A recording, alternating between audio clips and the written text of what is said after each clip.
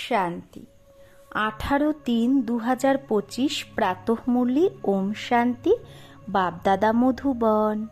বাবা বলেছে, মিঠে বাচ্চে, এই সময় তোমাদের এই জীবন খুব খুব অমূল্য। তো এই সময় আমাদের এই জীবনকে খুব খুব অমূল্য, কারণ তোমরা হদ থেকে বেরিয়ে বেহদে এসেছো। এতদিন আমাদের জীবনটা কি হদের ছিল, লিমিটেড, একটা সীমানার মধ্যে। আর এখন আমরা বেহদে এসেছি। তোমরা জানো আমরা এই জগতের কল্যাণ করছি না। এতদিন আমরা শুধু নিজের পরিবারের কল্যাণের কথা ভাবতাম, কিন্তু হদে ছিলাম। আর এখন আমরা বেহদে এসেছি, কারণ আমরা এখন পুরো জগতের কল্যাণ করছি। তাই আমাদের এই জীবন খুব খুব অমূল্য। প্রশ্ন, বাবার বর্ষার অধিকার কোন পুরুষার্থের দ্বারা প্রাপ্ত হয়? তো কোন পুরুষার্থ করলে আমরা বাবার বর্ষা মানে বাবার সম্পত্তির অধিকার পাই? উত্তর, সদা ভাই ভাইয়ের দৃষ্টি যেন থাকে। স্ত্রী পুরুষের যে ভান সেটা যেন বেরিয়ে যায়, তবেই তুমি বাবার বর্ষার পুরো অধিকার প্রাপ্ত করতে পারবে। কিন্তু স্ত্রী পুরুষের ভান বা এই যে স্ত্রী পুরুষের দৃষ্টি, এটা বের করাই মুশকিল হয়ে যায়। তার জন্য কি করতে হবে? দেহি অভিমানী হওয়ার অভ্যাস চাই। যখন বাবার বাচ্চা হবে তবেই তো বর্ষা পাবে। এক বাবার ইয়াদে শতপ্রধান যে হয়, সেই মুক্তি, জীবন মুক্তির বর্ষা পাবে। তো এখন বাবার ইয়াদে আমাদের কি হতে হবে? শতপ্রধান, তবেই আমরা মুক্তি, জীবন মুক্তির বর্ষা পাব। গীত, আখির वो दिन आया आज। ওম শান্তি। বাচ্চারা এটা জানে যে ওম মানে আহম আত্মা মম শরীর। তো ওম মানে কি? আমি আত্মা, আমার শরীর। এখন তোমরা এই ড্রামাকে, সৃষ্টি চক্রকে, আর এই সৃষ্টি চক্রকে যে জানে সেই বাবাকে জেনে গেছো। তো ড্রামাকে জেনেছি, চক্রকে জেনেছি, আর বাবাকে জেনেছি। কারণ চক্রকে যে জানে তাকে তো রচয়িতাই বলা হবে না। রচয়িতা আর রচনাকে তোমরা ছাড়া আর কেউ জানে না। ভলে পড়ে লিখে মানে পড়ালেখা অনেক বড় বড় বিদ্বান পণ্ডিত আদি আছে, কিন্তু তারাও জানে না। তাদের তো নিজের খুব অহংকার থাকে, কিন্তু তারা এটা জানে না যে রচয়িতা রচনার যে আদি মধ্য অন্তের জ্ঞানটা জানে না। বলেও যে জ্ঞান, ভক্তি, বৈরাগ্য, এই কথাটা বলে, কিন্তু মানে বোঝে না এই তিনটে জিনিস কি। সন্ন্যাসীদের বৈরাগ্য আসে কিসের থেকে? ঘরের প্রতি। তাদের উन्हों को भी ऊंच और नीच की ईर्ष्या रहती है। সন্ন্যাসীদের ঘরের প্রতি বৈরাগ্য আসে, তাদেরও উঁচ আর নিচের ঈর্ষা থাকে। এ উঁচু কুলের, এ মধ্যম কুলের, এগুলোর ওপর তাদের অনেক চলে। কুম্ভের মেলায়ও তাদের অনেক ঝগড়া হয়ে যায় যে প্রথমে কিসকি সাবারি চলে, কার গাড়ি যাবে। তো এর উপর অনেক লড়াই করে, এই যে কে উঁচু সন্ন্যাসী, কে নিচু, এগুলো। তারপরে পুলিশ এসে তাদের ছাড়ায়। তো এটাও তো দেহ অভিমান হলো না। দুনিয়ায় যত মনুষ্য মাত্র আছে সবাই দেহ অভিমানী। তোমাদের তো এখন কি হতে হবে? দেহি অভিমানী। বাবা বলে দেহ অভিমান ছাড়ো, নিজেকে আত্মা ভাবো। আত্মাই পতিত হয়ে গেছে, আত্মার মধ্যেই খাদ পড়েছে। আত্মায় শতপ্রধান আর তমপ্রধান হয়। যেরকম আত্মা সেরকমই শরীর পায়। শ্রীকৃষ্ণের আত্মা সুন্দর, তো শরীরও খুব সুন্দর হয়। তার শরীরের প্রতি খুব আকর্ষণ থাকে পবিত্রতার, না? পবিত্র আত্মাই তো আকর্ষিত করে। লক্ষ্মী নারায়ণের এত মহিমা নেই যতটা শ্রীকৃষ্ণের। কেন? কারণ শ্রীকৃষ্ণ তো পবিত্র, ছোট বাচ্চা। এখানেও বলে না, ছোট বাচ্চার মহাত্মা এক সমান। মহাত্মারা তো তাও জীবনের অনুভব করে তারপরে বিকারকে ছাড়ে, ঘৃণা আসে বিকারের প্রতি, কিন্তু বাচ্চা তো প্রথম থেকেই পবিত্র, তাদের উঁচু মহাত্মা ভাবা হয়। তো বাবা বোঝায় এই নিবৃত্তি মার্গের সন্ন্যাসীরা তো কিছুটা থামায়, পবিত্রতার আধারে কিছুটা ভারতকে পবিত্র রাখে। যেরকম মকান কোনো বাড়ি যদি আধা পুরানো হয় তখন কি হয়, মেরামত করা হয়। সন্ন্যাসীরাও মানে পবিত্র থাকার জন্য ভারতের কিছুটা মেরামত করে, পবিত্র হয়ে ভারতকে কিছুটা থামিয়ে রাখে অপবিত্র হওয়ার থেকে। ভারতের মতো পবিত্র আর ধনবান খণ্ড আর কিচ্ছু হয় না, কোনো খণ্ডই ভারতের মতো পবিত্র আর ধনবান হয় না। এখন বাবা তোমাদের রচয়িতা, রচনার আদি মধ্য অন্তের স্মৃতি দিচ্ছে। কেন? কারণ বাবাও টিচারও আবার সদ্গুরুও। গীতায় শ্রীকৃষ্ণ ভগবানুবাচ লিখে দিয়েছে। তো গীতায় কি লিখে দিয়েছে? শ্রীকৃষ্ণকে ভগবান বলে দিয়েছে না।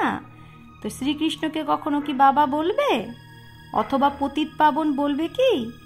যখন মানুষ পতিত পাবন বলে তো শ্রীকৃষ্ণকে ইয়াদ করে না, সেটা তো ভগবানকে ইয়াদ করে। পতিত পাবন বলে তো উপরেই আঙ্গুল দেখায় না। আবার বলে দেয় পতিত পাবন সীতারাম, রঘুপতি রাঘব রাজারাম। কত মানে কনফিউজড ভক্তি মার্গে। বাবা বলে আমি তোমাদের বাচ্চাদের এসে যথার্থ রীতি সব বেদ শাস্ত্র আদির সার বলি।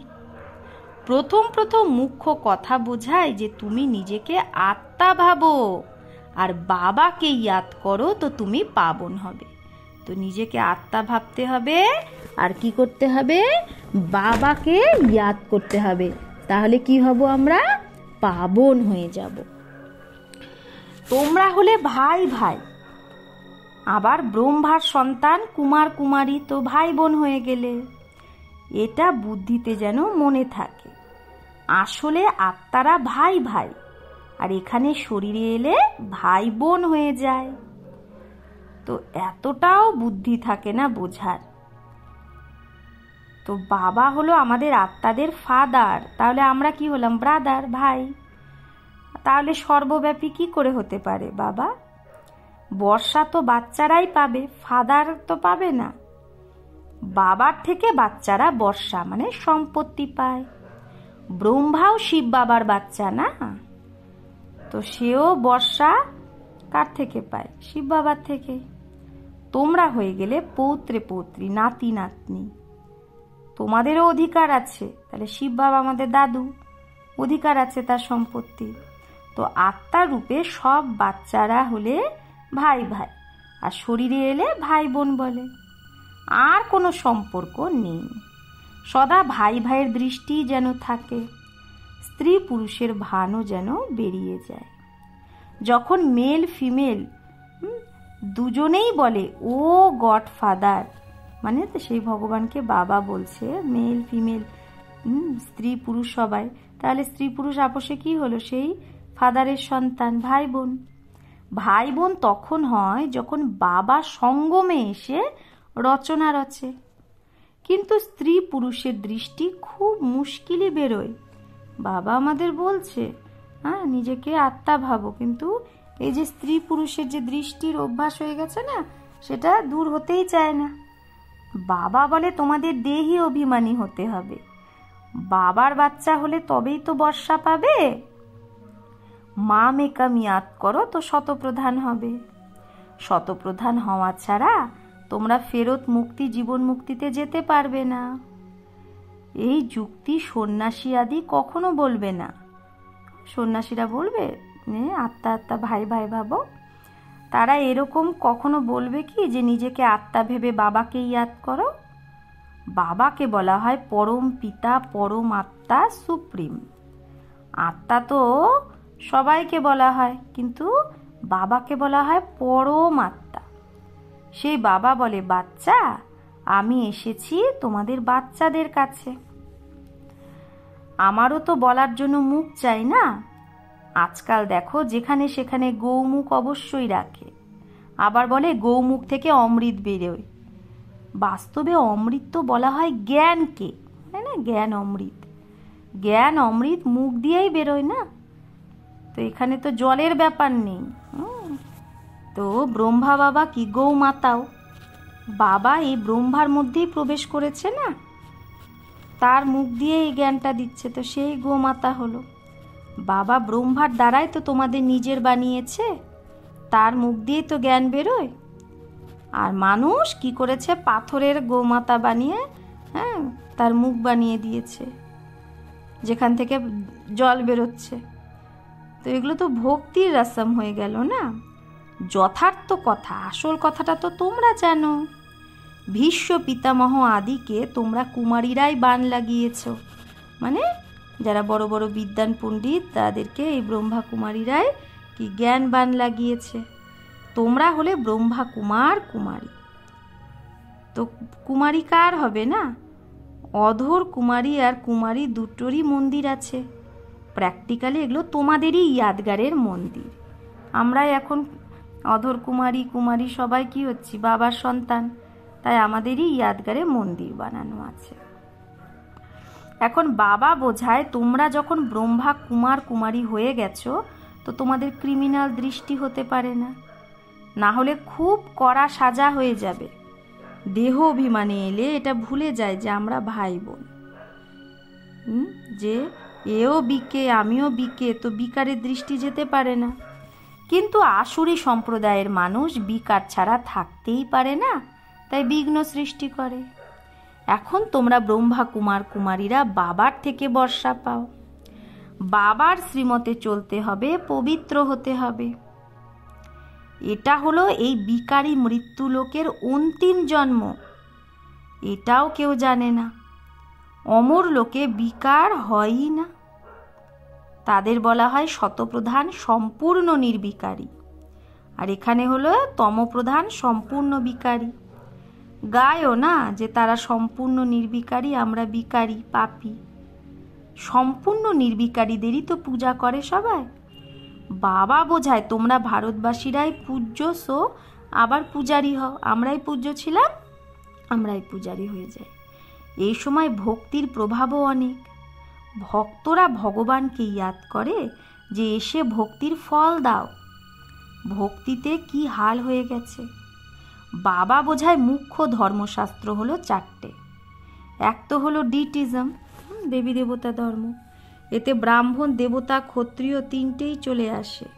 দেবী দেবতা ধর্মের মধ্যে ব্রাহ্মণ দেবতা ক্ষত্রিয় তিনটেই চলে আসে। বাবা ব্রাহ্মণ ধর্ম স্থাপন করে। ব্রাহ্মণের চটি, সঙ্গম যুগের ব্রাহ্মণ হলো সব থেকে উঁচু ধর্ম সঙ্গম যুগে। তোমরা ব্রাহ্মণরা এখন কি হচ্ছ, পুরুষোত্তম উত্তম হচ্ছি। ব্রাহ্মণ হয়ে আবার দেবতা হবে।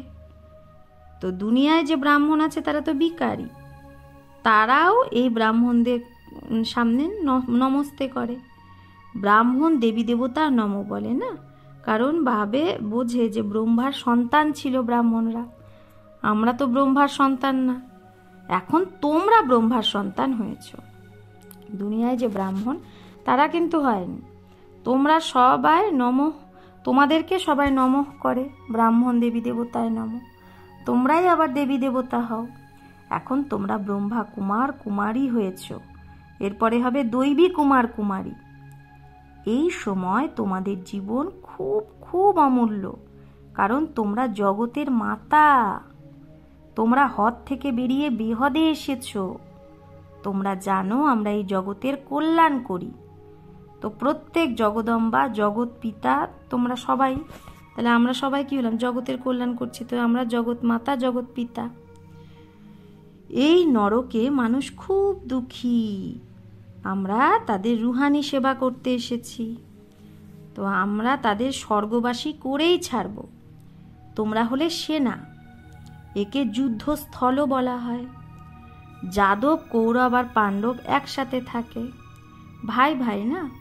এখন তোমাদের যুদ্ধ ভাই বোনদের সাথে না, তোমাদের যুদ্ধ রাবণের সাথে। ভাই বোনকে তোমরা বোঝাও, কি বোঝাও, যে মানুষ থেকে দেবতা হওয়ার পড়া। তো বাবা বোঝায় দেহ সহিত দেহের সব সম্বন্ধকে ছাড়ো আর পুরানো দুনিয়াকেও ছাড়ো। এটা হলো পুরানো দুনিয়া। কত বড় বড় ড্যাম, ক্যানেলস আদি বানায়, কারণ জল নেই, প্রজা অনেক বেড়ে গেছে। সত্যযুগে তো তোমরা খুব অল্প জন থাকো, নদীতে জল অনেক থাকে, আনাজও অনেক থাকে। এখানে তো এই ধরতিতে কোটি কোটি মানুষ আছে, আর সেখানে সারা ধরনীতে শুরুতে 9 থেকে 10 লাখ হয় সত্যযুগে শুরুতে, আর কোনো খণ্ড থাকে না ভারত ছাড়া। তোমরা অল্প আত্মারাই সেখানে থাকো, তোমাদের কোথাও যাওয়ারও দরকার হয় না। সেখানে হলো বাহারি মৌসুম, 5 তত্ত্ব কোনো কষ্ট দেয় না, অর্ডারে থাকে, দুঃখের নাম নিশান নেই। তো সেটা হলো বহিস্ত স্বর্গ। এখন হলো দোজাক, নরক। তো ইয়ে শুরু হতা হে বীজ সে। তাহলে এই যে নরক শুরু হয় কোথা থেকে? দাপর যুগ থেকে, মাঝখান থেকে। দেবতারা বাম মার্গে চলে যায়, তখনই রাবণ রাজ্য শুরু হয়। তোমরা বুঝে গেছো আমরাই ডবল সিট তাজ পূজ্য হই, আবার আমরাই দাপর যুগ থেকে সিঙ্গেল তাজ হয়ে যাব। লাইটের তাজটা আমাদের আর থাকবে না। সত্যযুগে পবিত্রতারই নিশানি থাকে, কি? লাইটের তাজ। দেবতারা সবাই পবিত্র, এখানে কেউ পবিত্র নেই। জন্ম তো তাও বিকারের দ্বারাই হয় না, তাই একে ভ্রষ্টাচারী দুনিয়া বলা হয়। আর সত্যযুগ হলো শ্রেষ্ঠাচারী, বিকারকেই ভ্রষ্টাচার বলা হয়। বাচ্চারা জানে সত্যযুগে পবিত্র প্রবৃত্তি মার্গ ছিল, আর এখন কি হয়ে গেছে? অপবিত্র। এখন আবার পবিত্র শ্রেষ্ঠাচারী দুনিয়া তৈরি হচ্ছে। সৃষ্টির চক্র ঘোরে না, তো পরমপিতা পরমাত্মাকেই পতিত পাবন বলা হয়। মানুষ বলে দেয় ভগবান প্রেরণা করে। এখন প্রেরণা মানে বিচার, এতে প্রেরণার তো কোনো ব্যাপারই নেই। মানুষ তো এরকম বলে, মানুষ প্রেরণা। তো ভগবান এখন নিজে বলছে যে আমাকেও শরীরের আধার নিতে হয়, আমি মুখ ছাড়া কি করে শিক্ষা দেব? প্রেরণার দ্বারা কোনো শিক্ষা দেওয়া যায় কি? ভগবান প্রেরণার দ্বারা কিচ্ছু করে না। বাবা তো বাচ্চাদের পড়ায়, প্রেরণার দ্বারা পড়া থরেই হয়। বাবা ছাড়া সৃষ্টির আদি মধ্য অন্তের রহস্য কেউ বলতে পারে না, বাবাকেই মানুষ জানে না। কেউ বলে লিঙ্গ, কেউ বলে অখণ্ড জ্যোতি, কেউ বলে ব্রহ্ম ঈশ্বর। তত্ত্বজ্ঞানী ব্রহ্মজ্ঞানীও আছে না। তো শাস্ত্রে দেখায় 84 লাখ যোনি। এখন যদি 84 লাখ জন্ম হয়, তো কল্প তো অনেক বড় চাই না, কোনো হিসাবই বের করতে পারে না। 84 লাখ জন্ম হলে তো কল্প অনেক বড় হয়ে যাবে, কোনো হিসাবই কেউ বের করতে পারবে না। তো মানুষ তো সত্যযুগকেই লাখ লাখ বছর বলে দেয়। বাবা বলে সারা সৃষ্টিচক্রই 5000 বছরের। 84 লাখ জন্মের জন্য তো টাইমও এতটা চাই না। এই শাস্ত্র সব হলো ভক্তি মার্গের। 84 লাখ জন্ম হলে তো 5000 বছরে হবে না, তাহলে 84 লাখ জন্ম হয়ই না। তাই এগুলো শাস্ত্র সব ভক্তি মার্গের। বাবা বলে আমি এসে তোমাদের এই সব শাস্ত্রের সার বোঝাই। এগুলো সব ভক্তি মার্গের সামগ্রী। এই ভক্তি মার্গের সামগ্রী দ্বারা কেউ আমাকে পায় না। আমি যখন আসি তবেই সবাইকে নিয়ে যাই।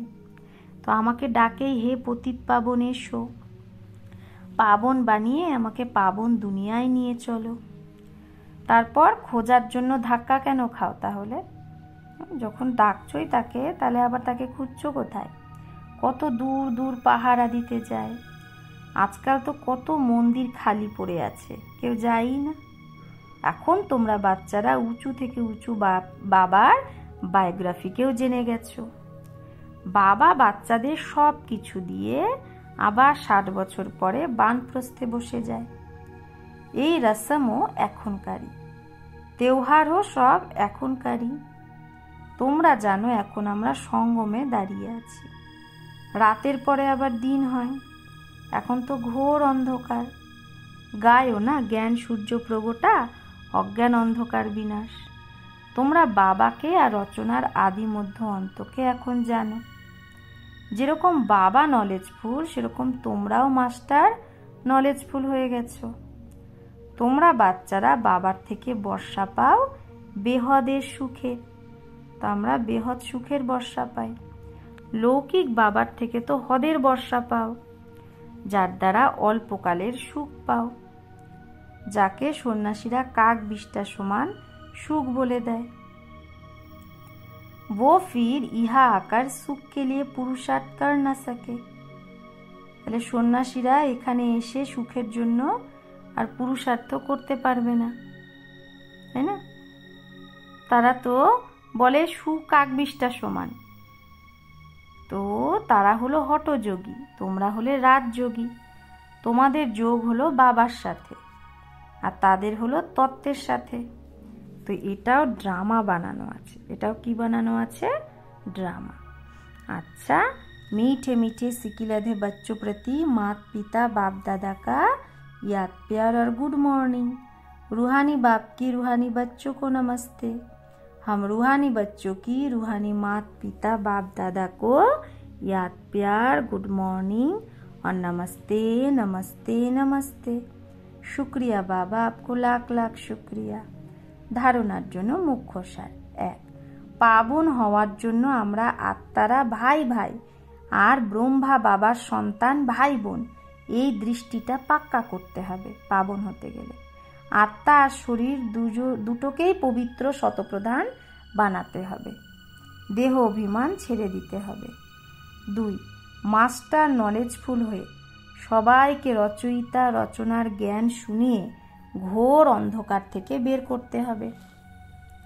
নরকবাসী মানুষের রুহানি সেবা করে স্বর্গবাসী বানাতে হবে। তো নরকবাসী মানুষের রুহানি সেবা করে কি বানাতে হবে? স্বর্গবাসী। বরদান, মাস্টার জ্ঞান সাগর হয়ে জ্ঞানের গভীরে যে যায় সেই অনুভব রূপী রত্ন দ্বারা সম্পন্ন ভাব। মাস্টার জ্ঞান সাগর হয়ে যে জ্ঞানের গভীরে যায় সেই অনুভব রূপী রত্ন দ্বারা সম্পন্ন ভব। যে বাচ্চা জ্ঞানের গভীরে যায় সে অনুভব রূপী রত্ন দ্বারা সম্পন্ন হয়। এক হলো জ্ঞান শোনা আর শোনানো, আর একটা হলো অনুভবী মূরত হওয়া। একটা হলো জ্ঞান শোনা আর শোনানো, আর একটা হয় অনুভবী মূরত হওয়া। অনুভবী সদা অবিনাশী আর নির্বিঘ্ন থাকে, তাকে কেউ হিলাতে পারে না। অনুভবীর কাছে মায়ার কোনো চেষ্টায় সফল হয় না। মায়া আসে, কিন্তু যে অনুভবী সে মায়ার কাছে হার খায় না। অনুভবী কখনো ধোঁকা খেতে পারে না। তাই অনুভবকে বাড়াতে থাকো আর প্রত্যেক গুণের অনুভবী মূরত হও। মনন শক্তি দ্বারা শুদ্ধ সংকল্পের স্টক জমা করো। মনন শক্তি দ্বারা কি করো? শুদ্ধ সংকল্পের স্টক জমা করো। স্লোগান, ফরিস্তা সে যে দেহের সূক্ষ্ম অভিমানের সম্বন্ধ থেকেও ন্যাড়া। তো ফরিস্তা সেই যে দেহের সূক্ষ্ম অভিমানের যে সম্বন্ধ সেটা থেকেও উপরাম, ন্যাড়া, ডিটাচ। দেহেরও তো সূক্ষ্ম অভিমান থাকে, সেগুলো সব সম্বন্ধ থেকে যে উপরাম সেই ফরিস্তা। অব্যক্ত ইশারা, সত্যতা আর সভ্যতারূপী কালচারকে ধারণ করো। সম্পূর্ণ সত্যতাও পবিত্রতার আধারেই হয়। পবিত্রতা যদি না থাকে তাহলে সদা সত্যতাও থাকবে না। শুধু কামবিকার অপবিত্রতা না, কিন্তু তার আরও সাথী আছে। তো মহান পবিত্র অর্থাৎ অপবিত্রতার নাম নিশানও যেন না থাকে, তবেই পরমাত্ম প্রত্যক্ষতার নিমিত্ত হতে পারবে। একটুও যেন অপবিত্রতার অংশ না থাকে, তবে পরমাত্মাকে প্রত্যক্ষ করার আমরা নিমিত্ত হতে পারব। আচ্ছা, ওম শান্তি। ওম।